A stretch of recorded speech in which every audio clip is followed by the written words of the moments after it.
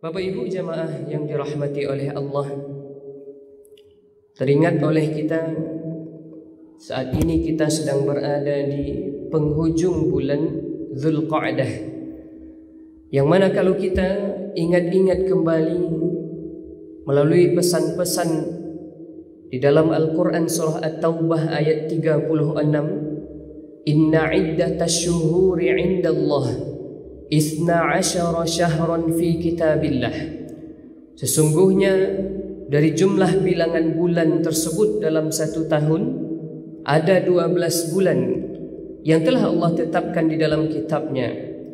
Yauma khalaqas samawati wal ard, semenjak Allah ciptakan langit dan bumi, minha arba'atun hurum, di antaranya ada 4 bulan haram. Disebutkan dalam hadis Rasulullah, 4 bulan haram tersebut salasatun mutawaliyatun, 3 bulannya berturut-turut, Zulqa'dah wa Zulhijjah wal Muharram wa Rajab Mudhar alladhi baina Jumada wa Sya'ban. Yang pertama ini bulannya Zulqa'dah yang sedang kita lalui, yang sedang berada kita di penghujung bulan ini. Lalu telah menanti setelah ini bulan Zulhijjah, lalu setelah Zulhijjah bulan Muharram, lalu setelah Muharram terpisah 1 bulan yang disebut dengan bulan Rajab.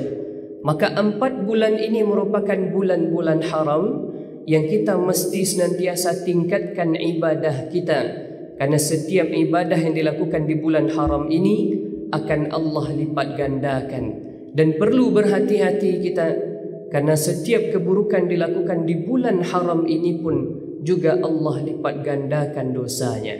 Bapak-bapak, ibu-ibu, jemaah yang dirahmati oleh Allah, karena kita sedang berada di penghujung Zulqa'dah ini, telah menanti setelah ini bulan Zulhijjah. Bulan Zulhijjah yang merupakan puncak bulan haji. Karena Rasulullah sebutkan ada 3 bulan haji, Syawal, setelah Syawal Zulqa'dah, lalu setelah Zulqa'dah bulan Zulhijjah, 3 bulan haji, dan puncaknya nanti setelah ini bulan Zulhijjah. Di bulan Zulhijjah ini selain disebut dengan bulan haji, kita juga merayakan yang kita berada di Indonesia, berada di seluruh penjuru dunia, kita sebut dengan Hari Raya Idul Adha. Maka ini yang kita bahas. Sebelumnya kita akan kelompokkan polemik-polemik yang berkaitan dengan kurban, berkaitan dengan Idul Adha. Maka sepantasnya kalau kita lihat banyak sekali masalah-masalah, banyak sekali polemik-polemik yang muncul saat kita berkurban itu. Maka yang pertama kita lihat di sini ada, kita sebutkan sekitar 10 pertanyaan yang akan kita selesaikan sekitar 30 menit ke depan. Yang pertama adalah apa itu kurban. Maka kalau kita lihat kurban di dalam kitab-kitab fikih itu tidak kita temukan istilah kurban. Tapi ketika kita melihat dalam istilah di dalam buku-buku fikih, kitab-kitab fikih, kita akan temukan istilahnya adalah udhiyah. Udhiyah. Lalu setelah itu kita hari raya, namanya Hari Raya Idul Adha. Udhiyah ini secara umum artinya adalah menyembelih. Maka kalau kita lihat di antara ibadah-ibadah yang berkaitan dengan menyembelih itu ada beberapa ibadah, termasuk ibadah yang kita lakukan di Hari Raya Idul Adha yang kita sebut istilah Indonesianya kurban. Kurban yang berasal kata dari qarraba, kita mendekatkan diri kepada Allah Subhanahu wa taala. Maka kalau kita lihat ibadah yang berkaitan dengan menyembelih itu tadi, yang pertama kurban. Setelah kurban ada lagi akikah. Akikah di dalam hadis Rasulullah sallallahu alaihi wasallam, kullu mauludin murtahinum bi aqiqatihi. Setiap anak yang lahir itu dia sedang tergadai sampai dia diakikahkan nanti. Maka disebutkan oleh Rasulullah, maka sembelihkanlah kambing. Kalau yang laki-laki 2 ekor kambing menurut mazhab Syafi'i, Lalu bagi yang perempuan 1 ekor kambing di hari yang ke-7. Kalau tak sanggup di hari yang ke-7, hari yang ke-14. Kalau tak sanggup di hari yang ke-14, hari ke-21. Kalau tak sanggup di hari yang ke-21, cari hari kapan sanggupnya orang tuanya tersebut sampai dia diakikahkan. Tanggung jawab orang tuanya hanya sampai anak itu baligh. Setelah anak itu baligh nanti, itu sudah lepas tanggung jawab orang tuanya. Mau mengakikahkan ataukah tidak ada tanggung jawab. Maka kalau ingin mengakikahkan diri sendiri pun juga boleh kalau dia telah beranjak baligh nantinya. Maka paling tidak berkaitan dengan penyembelihan ini ada kurban, ada akikah. Maka kita khususkan malam ini tentang kurban, yang tujuan dari kurban ini adalah mendekatkan diri kita kepada Allah Subhanahu wa taala. Lalu yang kedua pertanyaan kita, ini pertanyaan yang penting dan mesti kita tahu, jenis hewan kurban dan umurnya. Jenis hewan kurban dan umurnya. Apakah semua hewan bisa kita kurbankan? Tidak. Hanya hewan-hewan tertentu yang bisa kita kurbankan.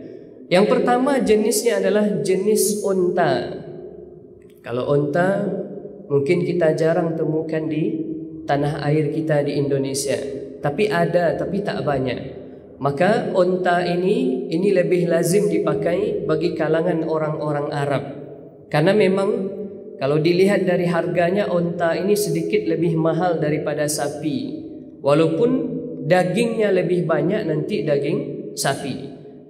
Lalu yang kedua, jenis hewan yang kedua adalah sapi ataupun kerbau. Jadi sapi atau kerbau dia sepaket sama. Jadi sapi atau kerbau, karena tak ada unta di tempat kita, maka bisa kita pilih sapi ini. Atau kita pilihkan kerbau yang menjadi makanan yang lazim bagi kita, yang mudah kita mengolahnya. Karena kalau kita lihat daging unta susah kita mendapatkannya. Dan kalau kita lihat ini ada yang unik, perbedaan menyembelih unta dengan menyembelih sapi. Kalau sapi mungkin kita butuh keahlian dalam menyembelihnya. Kita harus rebahkan dia dulu. Ada teknik dalam merebahkannya. Bisa kita ikat kakinya atau bisa nanti dipakai cara yang lain. Direbahkan baru dia disembelih. Tapi kalau unta ini memiliki keunikan saat dia akan disembelih. Unta ini bahkan saking uniknya dia tanpa diikat pun dia bisa untuk disembelih. Dia sudah siap. Jadi ketika unta itu berdiri, diambil pisau yang tajam, lalu ditancapkan ke lehernya, dia sudah rebah duduk begitu saja.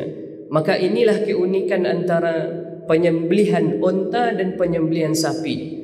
Tapi kalau sapi cubo-cubo lah sedang tagak tu, nyelajangnya wak dek sapi tu. Maka tak bisa sapi kita samakan dengan unta. Ini kekhususan dari penyembelihan unta. Lalu apa lagi? Tadi sudah unta, setelah unta sapi atau kerbau. Lalu jenis yang ketiga ini adalah kambing dan kawan-kawannya. Kenapa kita sebut kawan-kawannya kambing? Ada domba, ada biri-biri dan beberapa macam lainnya. Itu yang penting dia sekelompok dengan kambing, maka itu boleh untuk dikurbankan. Maka ada yang unik kalau kami lihat waktu di Mesir dulu. Ada domba, dia dombanya beda dengan domba kita di Indonesia. Di ekornya itu ada seperti lemak daging tapi berbulu. Tapi di lemaknya itu cukup banyak juga daging-daging yang berlemak. Itu dinamakan di sana adalah khoruf. Ini kalau kita mengambil hewan kurban di Mesir itu, kami tidak biasa mengambil khoruf. Karena khoruf itu kata orang-orang yang sudah biasa menyembelih, itu dagingnya lebih berbau daripada daging kambing. Maka tidak biasa dipakai khoruf. Ketika kurban di sana, kami biasanya pakai kambing dan sapi saja. Kenapa tidak ambil unta? Karena biasa kami mahasiswa, kalau mahasiswa itu kan Kalau dari saku-sakunya tidak seberapa ya Ustaz. Jadi dipilih yang dagingnya banyak dan lebih ekonomis. Dipilihlah sapi dan dipilih kambing. Karena onta itu biasanya lebih mahal sedikit daripada sapi. Lalu berapa usianya? Ini sepakat ulama mengatakan dalam kelompok onta, kelompok sapi atau kerbau itu minimal usianya adalah 2 tahun. 2 tahun, tidak boleh kurang dari 2 tahun. Adapun kalau kambing, ini berselisih pendapat ulama, berbeda pendapat. Ada yang membolehkan di bawah 1,5 tahun tapi di atas 1 tahun. Ada yang membolehkan 1,5 tahun sampai 2 tahun. Jadi ada 2 perbedaan pendapat ulama tentang kambing ini. Ini pertanyaan yang kedua.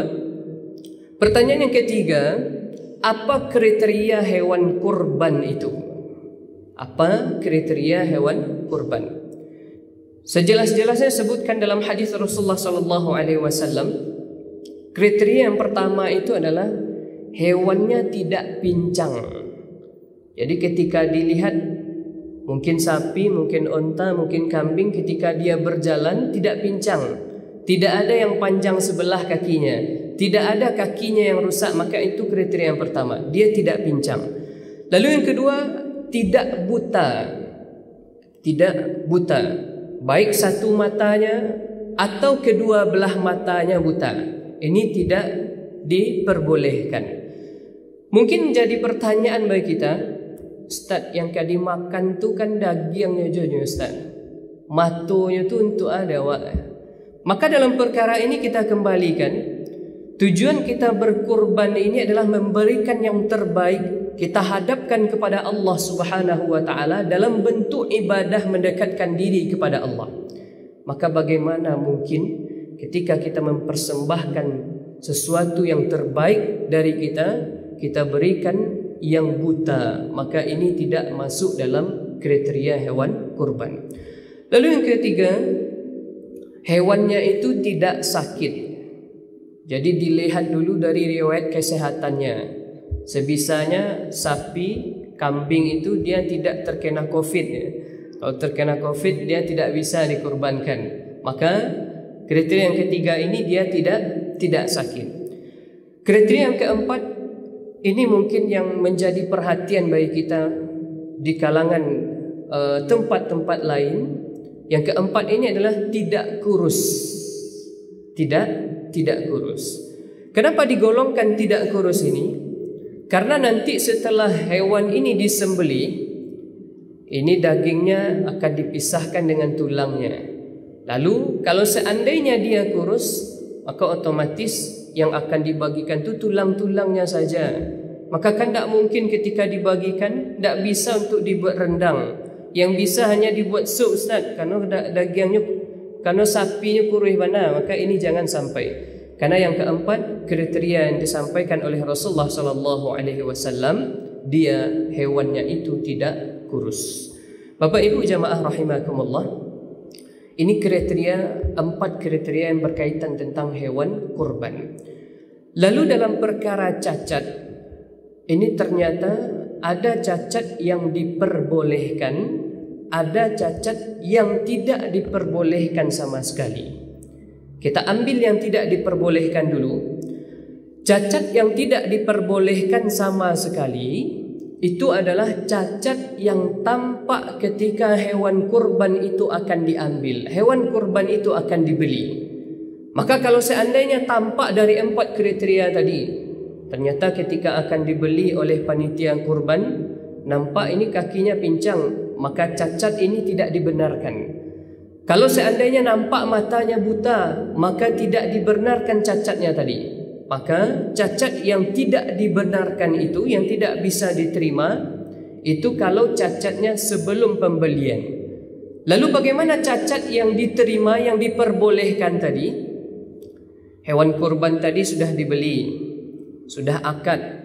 Lalu di hari H, sebelum hari H diantarkan ke masjid, ke musalla atau ke rumah-rumah orang yang memesannya. Lalu sampailah hari menyembelihnya tadi, disiapkan pisau, tahu-taunya ketika merebahkan sapi tadi, karena mungkin kurang hati-hati dalam merebahkan, ternyata kaki sapi itu patah. Ternyata kaki sapi itu dia terkilir dan lain sebagainya. Maka ulama mengatakan dalam perkara ini cacatnya diperbolehkan karena dia sudah sampai di hari penyembelihan dan akan disembelih saat itu. Tapi dengan syarat tidak disengaja. Karena mungkin ada pula yang sengaja, kalau begitu kami patahkan sila kaki sapi ke sana. Bukan seperti itu. Maka ini dalam perkara kriteria hewan yang bisa kita kurbankan. Yang keempat, kapan waktu penyembelihannya? Mungkin selama ini kita beranggapan waktu penyembelihan kurban itu hanya di hari H saja, di tanggal 10 Zulhijjah saja. Maka benar kalau kita katakan 10 Zulhijjah, karena waktu yang paling afdal itu adalah 10 Zulhijjah. Lalu kalau seandainya tak ada waktu, kita tak sempat di waktu yang afdal tadi, tak mungkin rasanya, mungkin karena beberapa sebab dan lain sebagainya, mungkin ada masjid yang tak bisa melaksanakan di hari itu. Kalau seandainya bertabrakan dengan hari Jumat, maka ini mungkin akan menyebabkan nanti susahnya dalam pelaksanaan kurban. Maka dialihkan ke tanggal 11 Zulhijjah. Apakah boleh di hari lain? Maka dia boleh selama hari tasyrik. Kapan hari tasyrik? 11, 12, 13 Zulhijjah. Maka berarti ada 4 hari kita bisa menyembelih: 10, 11, 12, 13 Zulhijjah. Sampai terbenam matahari di 13 Zulhijjah itu masih dibolehkan untuk menyembelih hewan kurban. Kalau disembelih setelah maghrib di tanggal 13, kalau tanggal 13 tidak ada lagi setelah maghribnya, sudah berganti tanggal 14. Maka kalau 14 dia menyembelih, maka otomatis sembelihannya itu hanya menyembelih biasa saja, tidak tergolong kepada menyembelih hewan kurban. Lalu yang kelima, ini perihal tentang status panitia kurban. Kita kalau di Indonesia ini mempunyai kearifan lokal. Kalau kita lihat di negara-negara lain, terkhusus negara-negara Arab, itu biasanya yang melaksanakan kurban itu dia yang memiliki, dia yang membeli sendiri, dia yang menyembelih, dia nanti yang menyalurkan. Jadi kalau di luar, di negara Arab khususnya, kita lihat mereka sendiri yang punya hewan kurban, mereka pula yang menyelenggarakan. Tapi karena kita di Indonesia, mungkin karena kesibukan kita, mungkin karena ketidaksanggupan kita, atau tidak mempunyai kita keahlian di dalam itu, maka kita tunjuklah panitia yang mereka ini yang rela untuk membantu kita dalam berkurban. Maka dalam istilahnya status panitia kurban itu dibolehkan. Silahkan kita bentuk panitia kurban, yang dalam artian panitia kurban ini adalah perpanjangan tangan yang memiliki hewan kurban tadi. Kalau seandainya ada 7 orang yang ini beli sapi, satu kelompok 7 orang, maka 7 orang ini mengamanahkan kepada panitia kurban. Nanti panitia kurbanlah yang mengurus semuanya, mulai dari pembelian, mulai dari penyembelihan sampai penyelenggaraan, sampai dibagikan dagingnya sampai selesai nanti. Itu tugas panitia kurban. Kalau di Mesir kami lihat itu pas di sebelah rumah kami sendiri. Kalau kita di Mesir itu punya dinamakan rumah gadang. Sekretariatnya orang Minangkabau di sana. Itu rumah gadang tapi tidak bergonjong. Jadi kami pernah bertanya-tanya juga dulu. Waktu baru sampai di sana katanya rumah gadang, kok tidak ada gonjongnya? Karena memang namanya saja yang rumah gadang di sana. Jadi rumah gadang namanya, alhamdulillah, memang rumah yang paling besar di antara mahasiswa Indonesia yang di sana itu rumah gadang. Karena kita punya 5 flat, 5 lantai dasar sampai 4 lantai ke atasnya. Itu kita biasanya menyelenggarakan di rumah gadang itu. Alhamdulillah dulu waktu kami 2018 waktu di sana, ada kurbannya 3 sapi, 5 kambing. Itu yang menyelenggarakan semuanya adalah mahasiswa-mahasiswa Minang di sana. Pas di sebelahnya itu, bersebelahan dengan rumah kami, itu rumah orang-orang Mesir. Mereka biasanya juga menyembelih hewan kurbannya sendiri. Ada yang menyembelih onta, ada yang menyembelih sapi, ada yang menyembelih kambing. Jadi berbagai macam yang mereka sembelih. Jadi kalau di negara-negara Arab memang mereka yang punya, mereka yang menyelenggarakannya sendiri. Bapak Ibu jemaah rahimakumullah, yang keenam pertanyaan kita, bolehkah daging kurban dijadikan sebagai upah? Ini kita tegaskan, Rasulullah SAW melarang menjadikan daging kurban menjadi upah bagi siapa saja saat kurban tersebut. Maka bagaimana caranya ketika kita akan mengupah? Mungkin ada tukang daging, mungkin ada tukang sembelih yang kita datangkan sengaja untuk menyembelih hewan kurban kita. Bagaimana upahnya? Upahnya dimintakan kepada yang punya hewan kurban tadi. Makanya alangkah lebih baiknya ketika akan diselenggarakan kurban tadi, itu panitia berkumpul dengan peserta, nanti dijelaskan semuanya di sana pelaksanaan, lalu disampaikan 2.500.000 atau 2.600.000 ini sudah tercakup di dalamnya biaya pelaksanaan. Jadi biaya pelaksanaan itu memang diuangkan diberikan kepada orang yang akan kita upah tersebut. Bapak Ibu jemaah rahimakumullah, maka yang keenam kita tegaskan, tidak boleh memberikan upah dalam bentuk apapun itu diambilkan dari daging kurban. Kalau ingin juga kita memberikan daging kurban, silahkan berikan, tapi dalam konteks hadiah. Jadi ketika ada mungkin tukang potong, mungkin ada orang yang membantu, kita akan berikan itu bukan upah, tapi kita namakan dia kepada hadiah. Silahkan berikan hadiah, berapa kita cukupkan kepada dia, berikan sebanyak itu. Maka itu yang keenam. Yang ketujuh adalah berapa banyak bagian yang berhak didapatkan oleh peserta kurban. Maka ini kita ambilkan dari hadis Rasulullah SAW. Di dalam hadis Rasulullah disampaikan, beliau itu setelah berkurban, sepertiganya diambil untuk makan keluarganya, sepertiga lagi diambil untuk sedekah, sepertiga lagi diambil lalu diberikan untuk hadiah bagi orang-orang yang beliau kehendaki. Maka di dalam hadis itu kita ambil sepertiga paling banyak dari daging kurbannya. Maka ini jangan sampai nanti ada yang komplain, ambolah membayar 2.500.000 tapi sasoi dapat ambonya. Maka ini permasalahan. Jangan sampai ada peserta kurban itu yang berharap banyak. Seberapa yang diberikan oleh panitia kurban, maka sebanyak itulah rezeki kita. Tak usahlah kita minta banyak-banyak, karena tujuan dari kita berkurban, tujuan kita adalah memberi. Ketika pemberian itu ada mungkin sedikit kepada kita, maka alhamdulillah. Tapi kalau tak ada, tak masalah pun.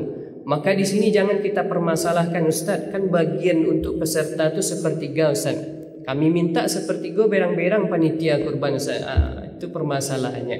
Jangan sampai ketika sepertiga ini memang kita minta, padahal masih banyak yang butuh daripada kita.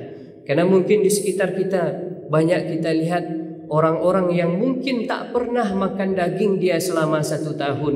Ketika hari raya Idul Adha inilah dia berkesempatan bisa makan daging tersebut. Bapak Ibu jemaah rahimakumullah, pertanyaan yang ke-8.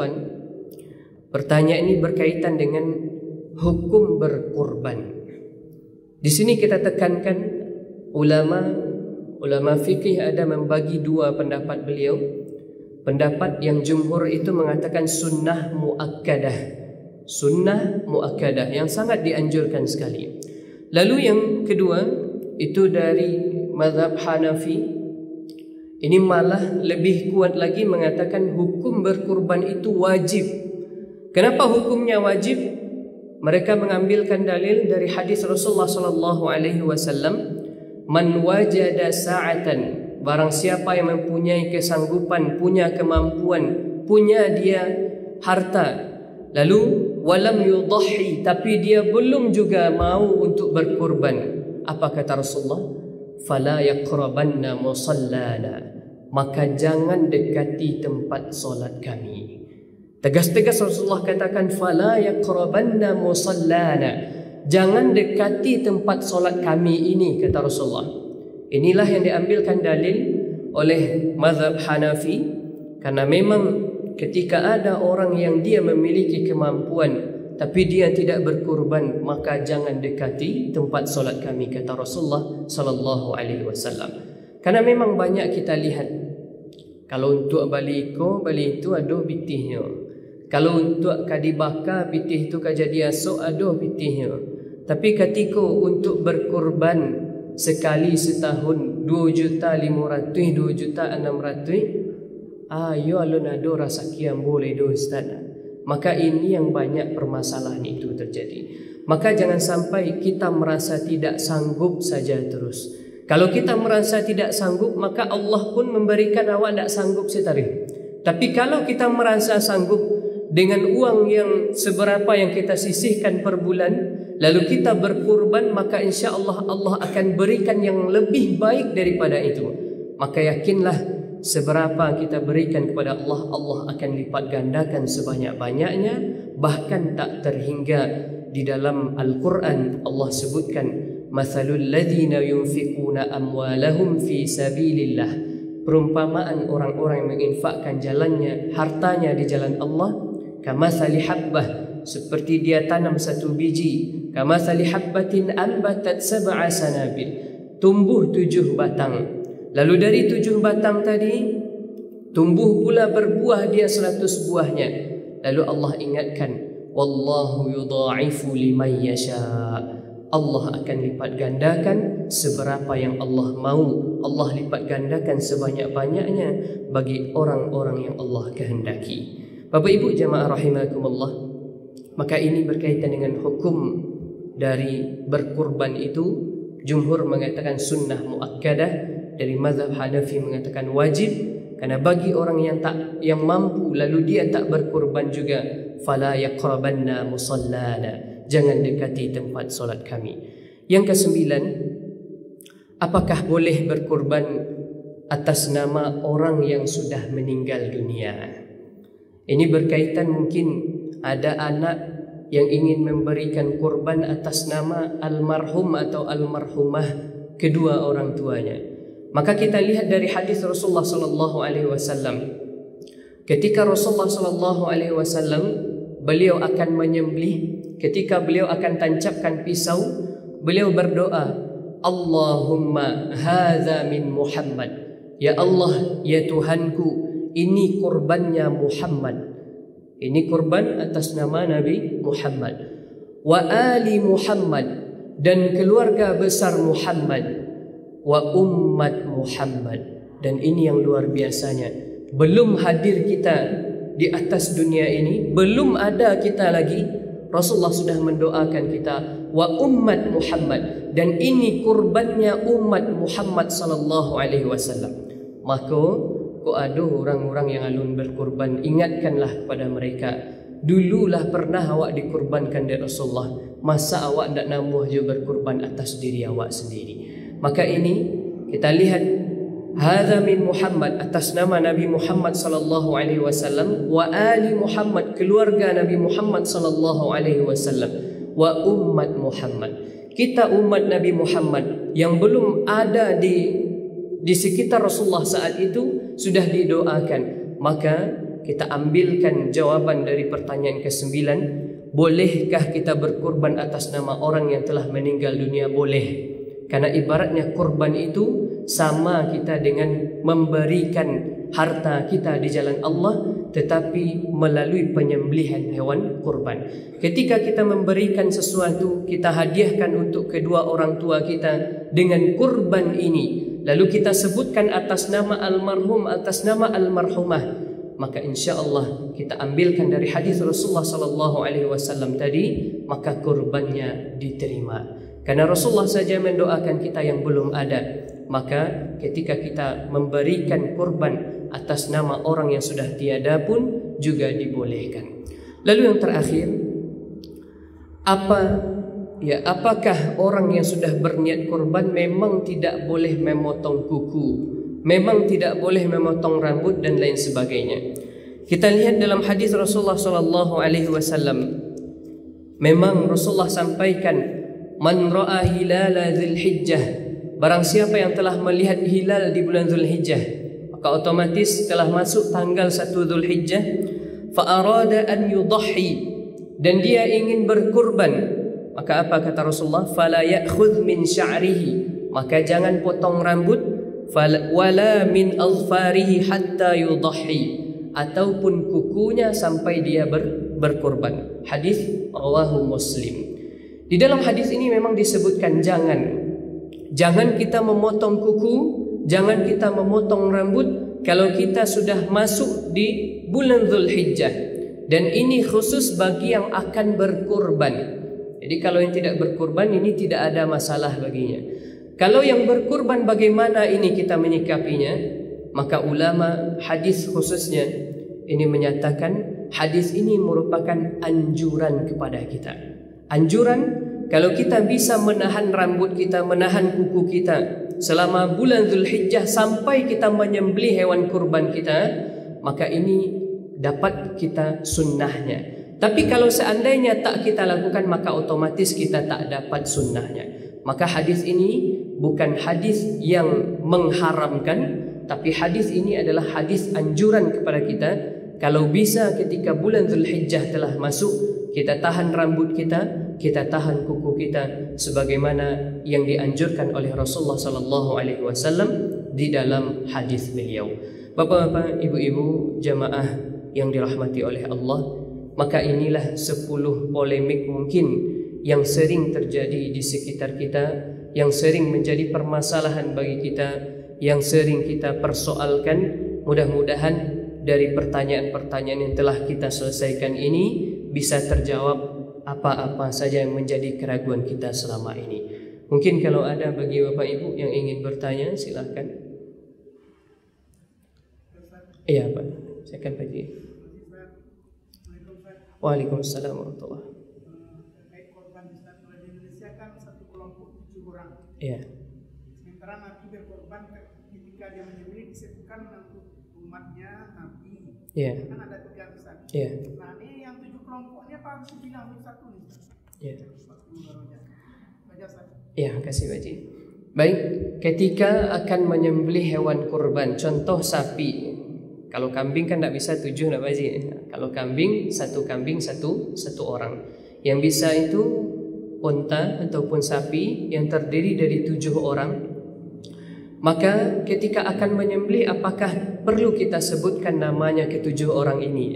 Sedangkan Rasulullah menyebutkan ketika beliau akan menyembelih, hadza min Muhammad, ini dari Muhammad, wa ali Muhammad, dari keluarga Muhammad, dan lalu terakhir kata Rasulullah, wa ummat Muhammad. Maka dalam permasalahan ini, kalau memang kita bisa sebutkan, ini lebih bagus, karena Rasulullah menyebutkan, mengkhususkan, ini untuk Muhammad, ini untuk keluarga Muhammad, ini untuk umat Muhammad. Tapi kalaupun tak kita sebutkan, maka tak jadi masalah. Yang penting mungkin kita sebutkan sapi kelompok 5, sapi kelompok 5. Orang-orangnya kan kita sudah tahu, mungkin sudah tertempel di dinding. Maka kalau tidak ada waktu untuk menyebutkan, tidak masalah. Tapi kalau bisa disebutkan, silahkan. Ini hanya utamanya saja, mana yang kita bisa. Kalau sanggup kita sebutkan, tapi kalau tidak usah. Ya mungkin berkaitan juga ini dengan kurban. Ada satu polemik lagi kami yang lupa. Apakah berkurban itu hanya bisa untuk, ini berkaitan dengan hadis tadi, hanya bisa satu kurban untuk satu orang? Mungkin ada selama ini yang beranggapan, Ustaz, kami tahun kini iyo ndak banyak yang bisa berkurban. Ambo saya yang bisa dari keluarga ambonya. Jadi tahun kini ambo saya dulu. Tahun besok istri ambo. Besok cik lainnya anak pertama ambo. Besok cik lainnya lain anak kedua kau. Maka dalam permasalahan ini, setiap keluarga tadi yang sudah dia terdaftar namanya, ketika diniatkan ini untuk keluarga besar, maka insya Allah sekeluarga besarnya sudah dapat pahala. Kenapa itu? Karena Rasulullah saja mengatakan hadza min Muhammad, atas nama-nama Nabi Muhammad secara pribadi, wa ali Muhammad, yang berstatus dia sebagai keluarga Nabi Muhammad itu dapat. Bahkan Rasulullah mendoakan wa umat Muhammad, sebanyak ini umat Nabi Muhammad, maka kita pun juga masuk dalam kelompok itu, maka insya Allah semuanya mendapatkan pahalanya.